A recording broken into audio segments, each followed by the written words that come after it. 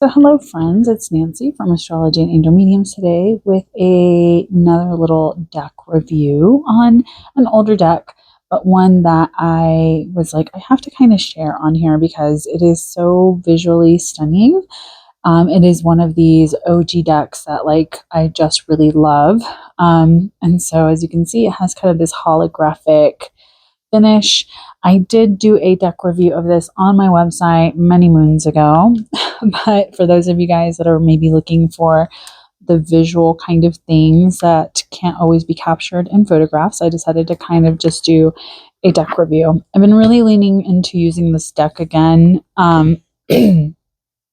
My best friend passed away a few years ago, and when she did, her family kind of gave me a lot of her decks. So I got a lot of duplicate decks because her and I had very similar taste. And we would, kind of buy decks for each other and things like that. So we would end up with a lot of similar decks. And this is one of the ones that is actually from her collection. I gave away my copy to a friend of mine who I hope is using it and enjoying my version of the deck, which is probably in a lot worse condition than my friend Amelia's version of her deck. So this is a traditional tarot deck. It does have the 78 cards, I believe. I don't think it has extra cards. I know some of these, 79 cards actually, and 112-page guide.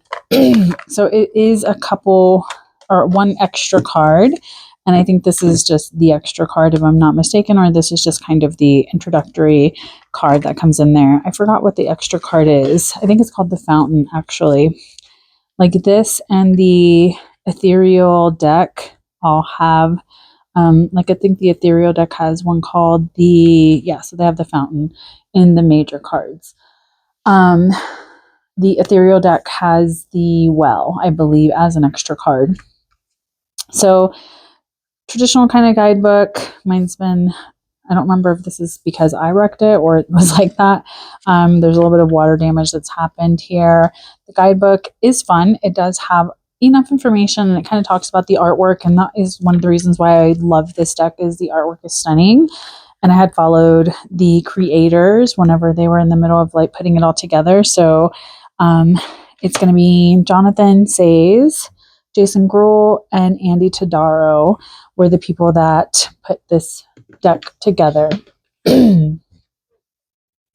So obviously this deck is not in order, but it just has a silver gilded edge on all of the cards. The back is reversible, which is nice. It's just kind of I don't know. I've been watching all these soothing drawing videos, and it's they call them tangles, and that's kind of what I want to call this, but I don't think that that's what it is. But the cards have a more modern kind of simple, it's very artistic, but then also there is some nudity, so we're just going to cover her up for a second, just so we don't get in trouble on here. So the artwork is still very connected to, I think, a Rider-Waite-Smith deck, but still very different in the sense of some of the cards are interpreted in very unique ways. It is a more inclusive deck. It is going to have a little bit of everything in here. But again, there is a simplicity to the artwork in the sense of there's not a ton of details. It's not like a Rider-Waite-Smith copy, if that makes sense. So if that is something that you're not a fan of, this is nice because it kind of has some of those elements, but it's also a unique take, something fresher, something a little bit more modern, without being collage style art. And I just think that some of these cards are just really beautiful, and they kind of evoke a sense of oh, okay, I understand what that means, or I can kind of come up with my own interpretation of this deck just based off of the different cards. And I love this Two of Swords card. So there's the Fountain card, which is the extra card. So as we can see, again, there are some kind of callbacks to a traditional Rider-Waite-Smith deck. But then there's some cards that kind of have their own unique take on it, which this is a really cool devil card. So again, this is a deck I've used off and on for many years. I tend to kind of use it here and there as I feel called to use it. I've been using it a lot more for like my own personal readings. As I feel like sometimes I get a little too caught up in like the artwork of other decks, and then I'm like, oh, I want it to be like this or whatever. Like, this is a beautiful Eight of Swords card in the sense of, if you understand what the cards mean, it gives you that sense of what the energy of this card is, which I do really love. The evocative nature of the artwork in this deck is that it does kind of bring back a lot of that energy to make you kind of think about it. Or like the Eight of Coins. So the coins are going to be pentacles. I think everything else is still the same as you would see in a traditional, Rider-Waite-Smith inspired deck. It's a beautiful Three of Swords. And I like that the aces are just very simple. They're just like a lot of color, a simple shape. It's not anything too crazy. So it's not anything like super like overly done.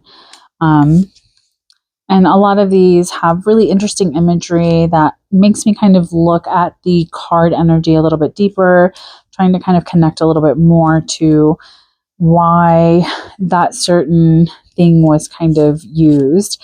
And it does have kind of like a brutalist kind of energy to the artwork in some ways, especially with some of these like very conceptual, like design looking things that look more like buildings and just very cold sort of things. And there's other pieces like this that have a lot more intricate detail, more rounded, more in flow. So I just think it's really interesting how they kind of put it all together. And I know a lot of decks out there are kind of like a copy paste of every other deck. I've seen that quite a lot. So that can feel a little bit boring, especially if you're like wanting something that feels more unique. I think that this is a wonderful addition for anyone that really has an appreciation for art, likes a deck that looks a little bit more cohesive, and is wanting a deck to kind of connect to that has unique, like not just themes and artwork, but also really interesting interpretations of what the cards would traditionally have, like Temperance. That's such an interesting Temperance card. Or the Fool. So I just think it's really interesting. I don't know if you guys have used this deck a lot or seen it a lot. I know it was very popular a few years ago online.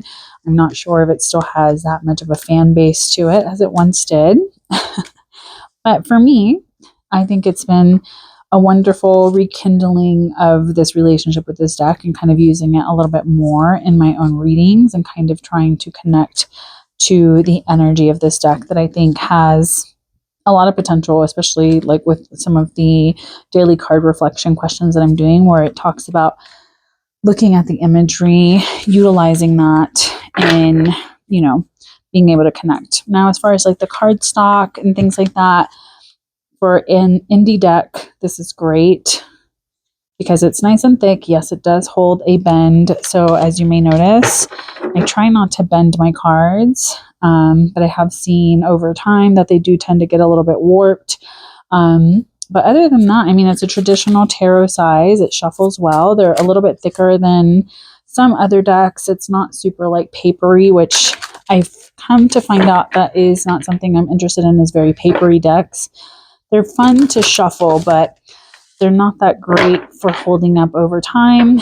And even as much as I've shuffled these guys over the years, there hasn't been like fading on the actual like cards, even though they are more of a eggshell kind of finish, leaning more matte. And I do like that they're not glossy. Just my personal preference. I know that makes them shuffle a lot smoother, but as far as these kind of holding up, this deck I think was done, let me see, does it talk about when it was printed? It does not. I don't know. Yeah, I don't think that they have like when this was actually printed. Let's see. I'm trying to see I'm assuming, no, I'm not seeing when this was actually created or when this is from. So I'm assuming probably either 2014, 2015. I kind of feel like I've had it for quite a few years. So let me know what you guys think of this deck.